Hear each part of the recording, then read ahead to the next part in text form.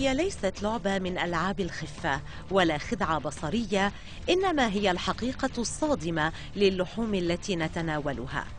فبعد فضائح المواد الغذائية الفاسدة المتنقلة من منطقة إلى أخرى، تم الكشف عن خدعة من نوع آخر يعتمدها تجار اللحوم، وهي ما تزال سراً بالنسبة للكثيرين.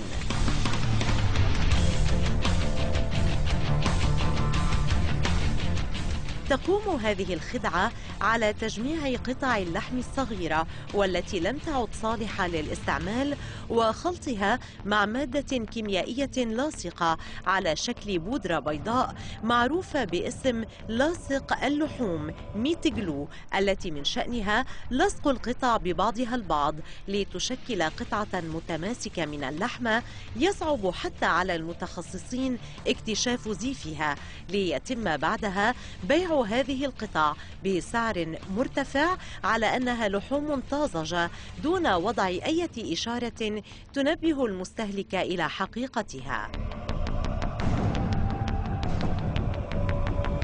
هذه الخدعة يمكن تنفيذها أيضا على الدجاج والسمك. If this food is sold or represented as a solid piece of steak and you cook it rare, you're really leaving yourself open to get food poisoning. وأيضا هناك خدعة أخرى تقوم على حقن قطعة اللحم بالماء وبمواد أخرى لزيادة وزنها وبالتالي ارتفاع سعرها دون مراعاة الضرر الصحي الناتج عنها.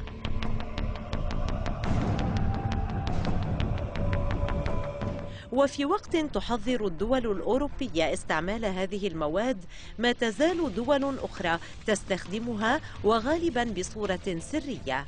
فما هي طبيعة هذه المواد؟ وما مدى خطورتها على صحة الإنسان؟ والأهم، هل يتم استيراد هذا النوع من اللحوم إلى دولنا العربية؟